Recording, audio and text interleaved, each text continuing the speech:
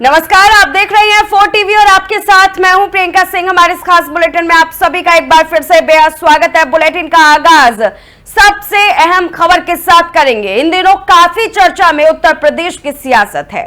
लगातार बयानबाजियों का दौर शुरू है और इन्हीं बयानबाजियों के बीच में दो प्रमुख बयान सामने आए।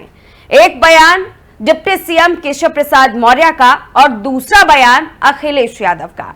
दोनों ही नेताओं के बीच में जो जुबानी हमला हुआ वो सुनने के बाद आप भी उत्तर प्रदेश की सियासत में इस वक्त क्या चल रहा है और उसके मायने क्या निकल रहे हैं उसका अंदाजा लगा पाएंगे। सपा समाज को बांटने का काम कर रही है, ये डिप्टी सीएम केशव प्रसाद मौर्य की तरफ से कहना है। सपा खुद माहौल खराब करती है। 2027 में सपा साफ हो जाएगी, ये तीन बड़े दावे डिप्टी सीएम केशव प्रसाद मौर्य की तरफ से रहे। वहीं अगर दूसरी तरफ बात करें अखिलेश यादव की, तो उन्होंने बीजेपी पर हमला बोला और कहा कि बीजेपी ने हमेशा अपमान किया है। बीजेपी को छू लो तो गंगा जल से धोएंगे। मैं मंदिर गया तो उसे गंगा जल से धोया गया। ये तीन बड़ी बातें अखिलेश यादव की तरफ से रही। जरा सुनिए दोनों नेताओं के बीच में ये जुबानी तकरार।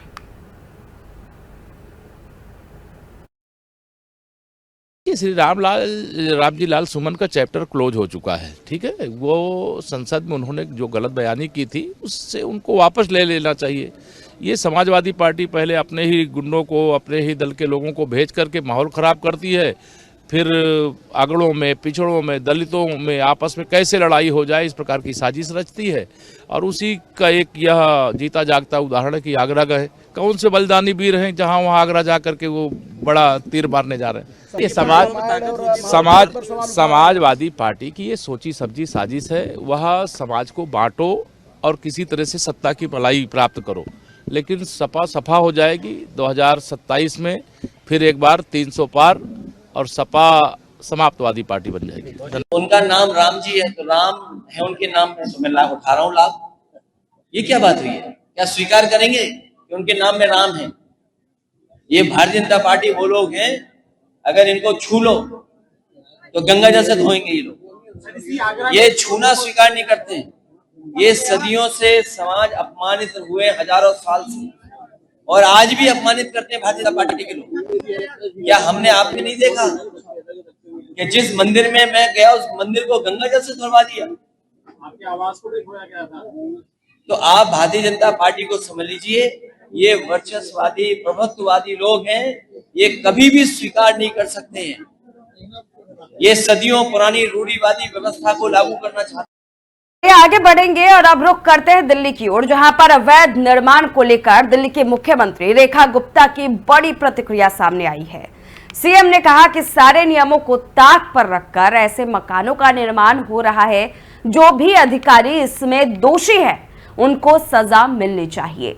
जिस बिल्डर ने इसे बनाया उससे भी सजा मिलनी चाहिए। पूरे शहर में जो भी ऐसे मकान हैं उनको नोटिस मिलना चाहिए। सभी पर कार्रवाई होनी चाहिए। और आपने ट्वीट भी किया है कि एनडीआरएफ टीम भी पहुंची हुई है, क्या कहेंगे? देखिए, ये बहुत ही सेंसिटिव विषय है कि जिस तरीके से ऐसी कमजोर बिल्डिंग्स का निर्माण हो रहा है, उसकी सारे नियमों को ताक पे रख करके इस तरह की भवन निर्माण में जो अधिकारी दोषी हैं उनको भी सजा मिलनी चाहिए। जो कॉन्ट्रैक्टर या जो बिल्डर उसमें लगा है उसको भी सजा मिलनी चाहिए। और ये इतनी जिस तरह की बिल्डिंग्स यहाँ पे पूरे के पूरे शहर में हैं, उन सब को नोटिफाई करके उन पे एक्शन होना चाहिए। इस तरह से जिस दुर्घटना होने के कारण लोगों का मारा जाना, क्षतिग्रस्त होना हम सब के लिए बड़ा पीड़ादायक है और प्रशासन को पूरी तरीके से ताकीद किया गया है। दोषी लोगों को सजा मिलनी चाहिए और परिवार को मेरी ओर से सांत्वना है। और आपने ट्वीट भी किया है कि एनडीआरएफ की टीम भी पहुंची हुई है, क्या कहेंगे? देखिए, चलिए आगे बढ़ेंगे पश्चिम बंगाल के हिंसा की तरफ, जहां पर अब राज्यपाल सीवी आनंद बोस ने बड़ा बयान दे दिया है। उन्होंने कहा कि पीड़ितों को सुरक्षा की जरूरत है और यह सरकार की जिम्मेदारी है कि वो उन्हें भरोसा दे। राज्यपाल ने सीधे तौर पर कहा कि मैंने पीड़ितों से कहा है कि वे मुझसे सीधे संपर्क कर सकते हैं। उन्हें मेरा फोन नंबर भी दिया गया है। सीवी आनंद बोस ने कहा है कि पीड़ितों की ओर से जो भी सुझाव आएंगे या जो भी शिकायतें होंगी उन्हें भारत सरकार और राज्य सरकार दोनों के समक्ष रखा जाएगा और इन पर बहुत प्रभावी और सक्रिय कार्रवाई की जाएगी। राज्यपाल की यह पहल उन पीड़ितों के लिए उम्मीद की किरण है जो अभी भी डर और असुरक्षा के माहौल में जी रही हैं।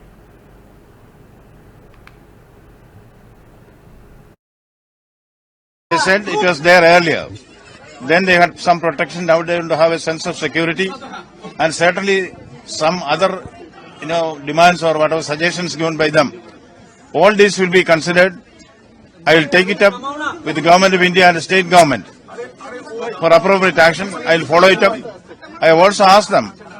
Feel free to talk to me directly. The direct phone number has also been given. We will be in touch with them. Certainly, very effective, proactive steps will be taken. So what they need is, they said we want justice. They will get justice. We want peace. They will have peace. Certainly, we will do everything that is possible to give them a sense of security.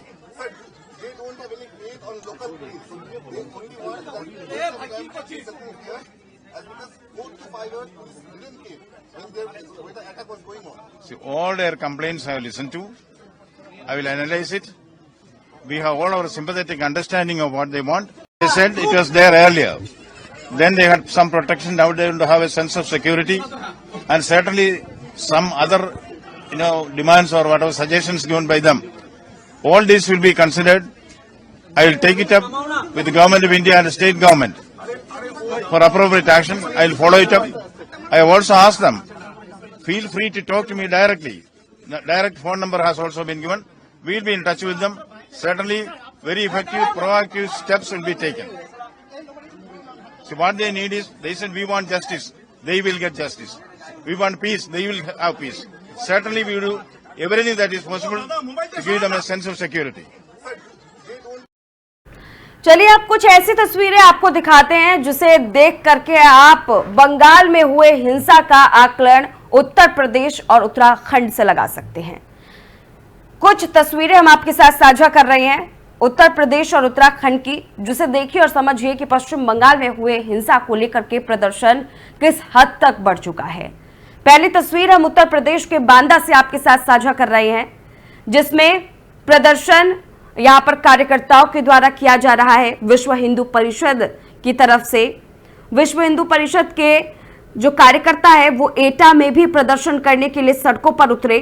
वहां पर आगजनी भी की गई, पुतला फूंका गया, जमकर के नारेबाजी की गई और इन्हीं जगहों में बिजनौर की तरफ भी रुख कर लेते हैं। बिजनौर में भी आप देख सकते हैं कि मार्च निकाला गया। पैदल मार्च के दौरान जमकर के नारेबाजी की गई और बंगाल वासियों के लिए सीधे तौर पर इंसाफ की मांग की गई। ममता बनर्जी की सरकार पर सवाल उठाए गए। चौथी तस्वीर हम आपके साथ बुलंदशहर से साझा कर रहे हैं। बुलंदशहर में विरोध प्रदर्शन की तस्वीर पूरे क्षेत्र में दिखाई दी, जहां पर पैदल गश्त करते हुए तमाम कर्मचारी नजर आए। तमाम कार्यकर्ता जो है वो पैदल गश्त कर रहे थे और डीएम को ज्ञापन भी सौंपा गया। सीधे तौर पर मांग की गई कि जल्द से जल्द इस मामले में बड़ी कार्रवाई को अंजाम दिया जाए। अब उत्तर प्रदेश के बाद चलिए उत्तराखंड की ओर रुख करते हैं, उत्तराखंड की खटीमा और विकासनगर की ओर। दो तस्वीरें आप देख पा रहे हैं अपनी स्क्रीन पर, जहां पर एक तरफ खटीमा है तो दूसरी तरफ विकासनगर है। दोनों ही जगहों पर जमकर के प्रदर्शन किया गया। कार्यकर्ताओं की तरफ से ज्ञापन भी सौंपा गया। विश्व हिंदू परिषद के कार्यकर्ताओं ने जमकर के नारेबाजी की और बंगाल सरकार के खिलाफ कार्रवाई की मांग उठाई है। साथ ही मुर्शिदाबाद हिंसा को लेकर के अपनी तमाम बातों को सामने रखा है और मांग के दौरान ये साफ सुनिश्चित करने को कहा गया है कि जिस तरह से यह हिंसा हुई उसके ऊपर अभी सख्त कदम उठाया जाए। तो खटीमा और विकासनगर दोनों ही जगह की हम तस्वीरें आपके साथ साझा कर रहे हैं।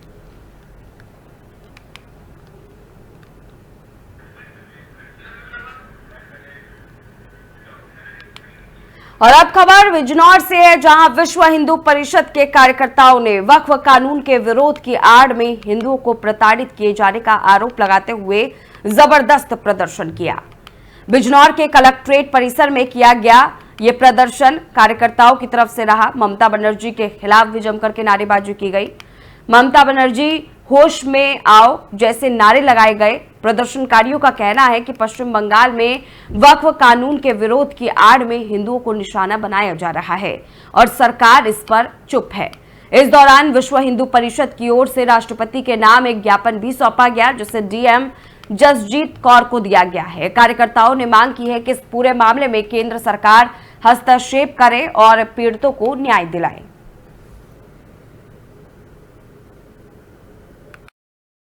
11 अप्रैल जुम्मे के दिन बंगाल के मुर्शिदाबाद शहर में मुसलमानों ने एक कानून के विरोध में प्रदर्शन किया और उस प्रदर्शन के स्वरूप वहाँ हिंदुओं पर अत्याचार किए, हिंदुओं की महिलाओं के सील भंग किए, हिंदुओं के बच्चों को मारा, कई सारे लोगों की हत्या कर दी और उसमें बंगाल सरकार का पूरा हाथ है। इसी के विरोध में, इस हिंसा के विरोध में, इस अत्याचार के विरोध में आज पूरे भारत के अंदर विश्व हिंदू परिषद प्रदर्शन करके और वहाँ के जो डिस्ट्रिक्ट मजिस्ट्रेट हैं अर्थात जिलाधिकारी हैं, उन सबको हमने ज्ञापन दिया है। उसी निमित्त बिजनौर में ये कार्यक्रम रखा गया था और बिजनौर में भी हमने अपनी जो यहाँ जिलाधिकारी महोदया हैं उनको हमने एक ज्ञापन। चलिए अब रुक करेंगे नोएडा की ओर, जहां विश्व हिंदू परिषद के कार्यकर्ताओं ने जोरदार प्रदर्शन किया। यह प्रदर्शन वक्फ संशोधन अधिनियम के खिलाफ था, लेकिन इसके साथ ही वीएचपी कार्यकर्ताओं ने पश्चिम बंगाल के मुर्शिदाबाद में 11 अप्रैल को हुई हिंसा को लेकर ममता बनर्जी सरकार पर भी जमकर के निशाना साधा। वीएचपी सदस्यों ने ममता सरकार को हिंसा का जिम्मेदार ठहराते हुए विरोध प्रदर्शन किया और कहा कि वक्फ कानून के नाम पर तुष्टीकरण की राजनीति की जा रही है। उन्होंने आरोप लगाया कि हिंदू समुदाय की भावनाओं की लगातार अनदेखी की जा रही है। प्रदर्शन के दौरान जमकर के नारेबाजी हुई और ममता बनर्जी के इस्तीफे की मांग भी उठाई गई। पुलिस मौके पर मौजूद रही और स्थिति पर नजर बनाए हुए रही।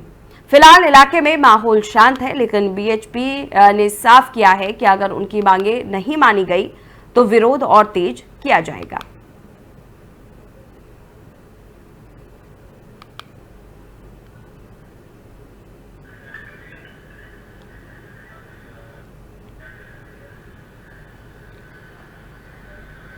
आपको बताते हुए चलें कि नोएडा की ये तस्वीरें जो हम आपके साथ साझा कर रहे हैं, इन तस्वीरों को देखकर के आप अंदाजा लगा सकते हैं कि दो अहम मुद्दे जो इस वक्त देश में चल रहा है, एक मुर्शिदाबाद हिंसा और दूसरा वक्फ कानून।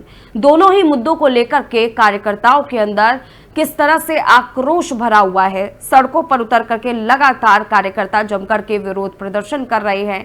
कार्यकर्ताओं की तरफ से पश्चिम बंगाल में हुए हिंसा को लेकर के इंसाफ की मांग उठाई जा रही है, तो वहीं दूसरी तरफ कहा जा रहा है कि ये सब कुछ वक्फ संशोधन बिल को लेकर के पश्चिम बंगाल में हिंसा का रूप दे करके इसे हटाने की एक नाकाम साजिश है।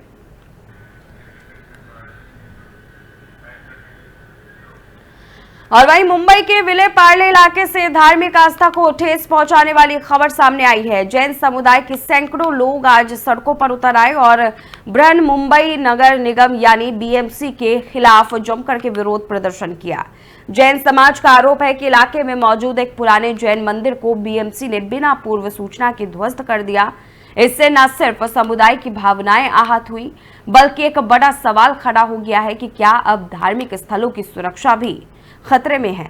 प्रदर्शनकारियों ने मंदिर स्थल के बाहर बीएमसी के खिलाफ जमकर के नारेबाजी की और इस कार्रवाई को एक तरफा और अनुचित बताया। जैन समाज ने मांग की है कि मंदिर को फिर से उसी स्थान पर बनाया जाए और दोषी अधिकारियों पर कार्रवाई हो। इस पूरे विवाद को लेकर बीएमसी की ओर से अभी तक कोई आधिकारिक प्रतिक्रिया सामने नहीं आई है।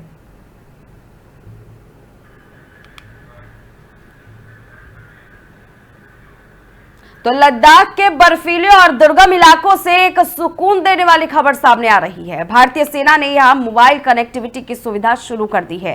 ये वो क्षेत्र है जहां अब तक मोबाइल नेटवर्क पहुंच से बाहर था, ना कॉल ना इंटरनेट। लेकिन अब देश की सुरक्षा में तैनात जवान जो महीनों तक अपनों की आवाज भी नहीं सुन पाते थे, अब सीधे बात कर सकेंगे, वीडियो कॉल कर सकेंगे, घर वालों के चेहरों की झलक देख सकेंगे।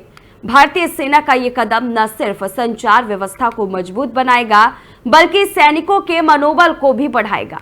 ये तकनीकी पहल उस भरोसे को और मजबूत करती है कि देश अपने सिपाहियों को सिर्फ सरहद पर नहीं, हर मोर्चे पर सहारा देता है।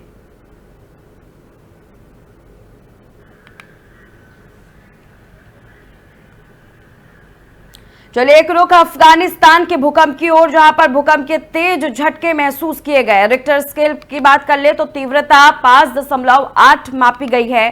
भूकंप जो है वो दोपहर करीब 12:17 पर आया था। इस भूकंप के झटके भारत के जम्मू कश्मीर के कुछ हिस्सों में भी महसूस किए गए हैं। फिलहाल किसी तरह के जान माल के नुकसान की कोई पुष्टि नहीं हुई है, लेकिन लोग घबराकर अपने घरों और दफ्तरों के बाहर निकलते जरूर नजर आए।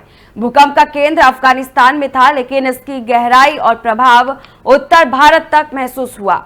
अब एनसीएस यानी नेशनल सेंटर फॉर सीस्मोलॉजी की ओर से अधिक जानकारी का इंतजार किया जा रहा है।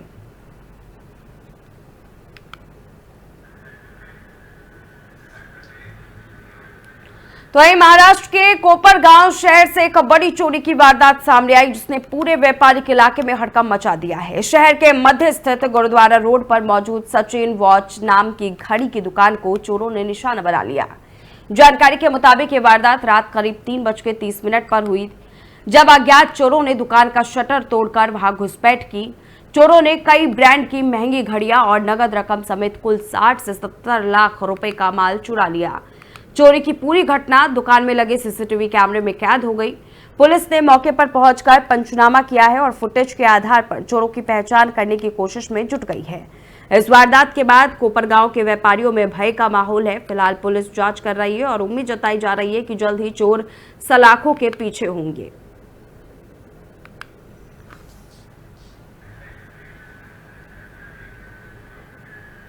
बीजेपी के दिल्ली में सत्ता में आने से पहले ही यमुना की स्थिति एक बड़ा राजनीतिक और सामाजिक मुद्दा बन चुकी थी। प्रधानमंत्री नरेंद्र मोदी ने मंच से यमुना को साफ करने और इसके पीछे पुराने रूप में वापस लाने का वादा किया था।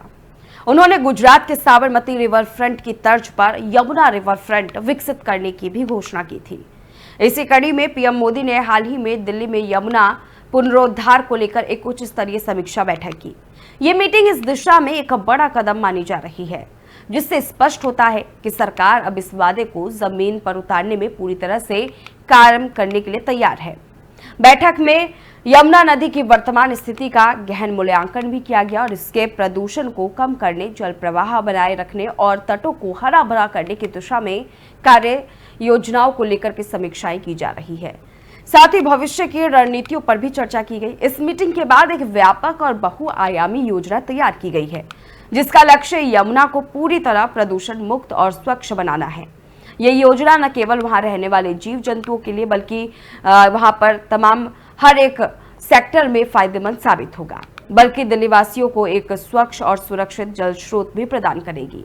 सरकार का ये कदम न सिर्फ यहाँ फैले हवा में सुधार की दिशा में एक बड़ी पहल, बल्कि लोगों से किए गए वादों को भी निभाने की प्रतिबद्धता को भी दर्शाता है।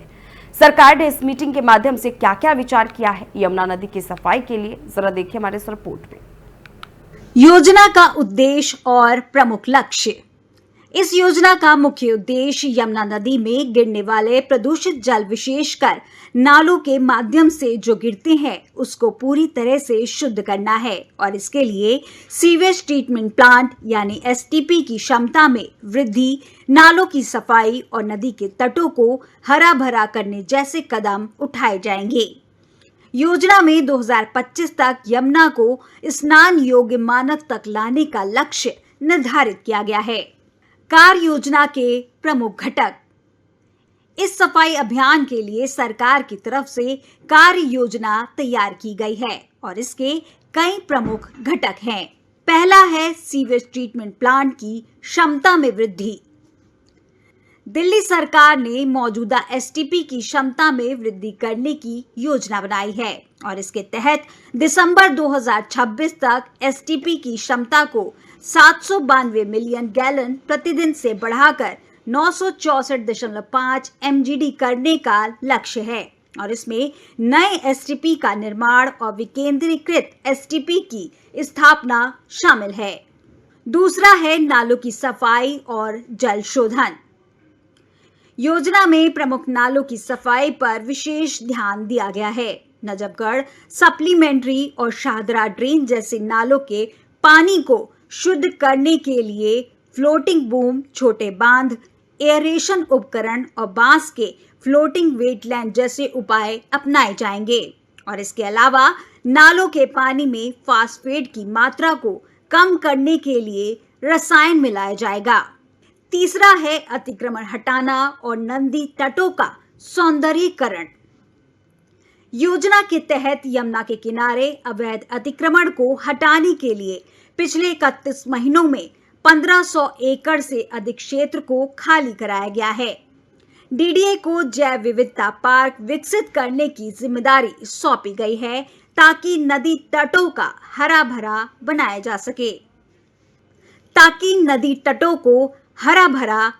जा सके। चौथा है जल प्रवाह बनाए रखना। नदी में जल प्रवाह को बनाए रखने के लिए ठोस कदम उठाए जाएंगे।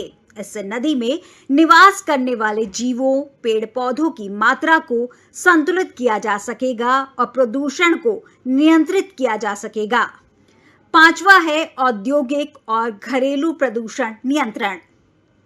सरकार औद्योगिक कचरे को निपटाने पर कड़ी निगरानी रखेगी और अवैध औद्योगिक इकाइयों को बंद करेगी। इसके अलावा झुग्गी झोपड़ी क्षेत्रों से आने वाले अपशिष्ट जल को सीवर नेटवर्क से जोड़ा जाएगा ताकि गंदे पानी का सही निपटान हो सके। छठा है समय सीमा और निगरानी। योजना के कार्यान्वयन की निगरानी के लिए एक मजबूत तंत्र स्थापित किया जाएगा। इसके लिए सरकार ने आश्वासन दिया है। इसके अलावा मौजूदा एसटीपी के प्रदर्शन और आउटपुट की रोजाना निगरानी की जाएगी ताकि किसी भी कमी को तुरंत दूर किया जा सके। सातवां है पर्यावरणीय और सामाजिक प्रभाव। इस योजना का उद्देश्य न केवल यमुना को प्रदूषण मुक्त करना है, बल्कि नदी में निवास करने वाले जीव जंतु, पेड़ पौधों के लिए स्वच्छ वातावरण उपलब्ध कराना है। इससे जैव विविधता पार्कों का निर्माण, नदी तटों को हरा भरा करना और जल गुणवत्ता में सुधार से स्थानीय समुदायों की जीवन गुणवत्ता में भी सुधार करना है। प्रधानमंत्री मोदी की अध्यक्षता में तैयार की गई यमुना सफाई योजना एक महत्वाकांक्षी और समग्र प्रयास है। यदि इसे प्रभावी ढंग से लागू किया जाता है तो यह न केवल यमुना नदी को प्रदूषण मुक्त करेगा, बल्कि दिल्ली वासियों के लिए स्वच्छ जल की उपलब्धता भी सुनिश्चित करेगा। यह योजना नदी संरक्षण, जल प्रबंधन और वायु के गुणों में संतुलन की दिशा में एक महत्वपूर्ण कदम है। योजना का उद्देश्य और प्रमुख लक्ष्य। तो फिलहाल इस खास बुलेटिन में बस इतना ही। रुकेंगे एक छोटे से ब्रेक के लिए। ब्रेक के उस पार खबरों का सिलसिला जारी है।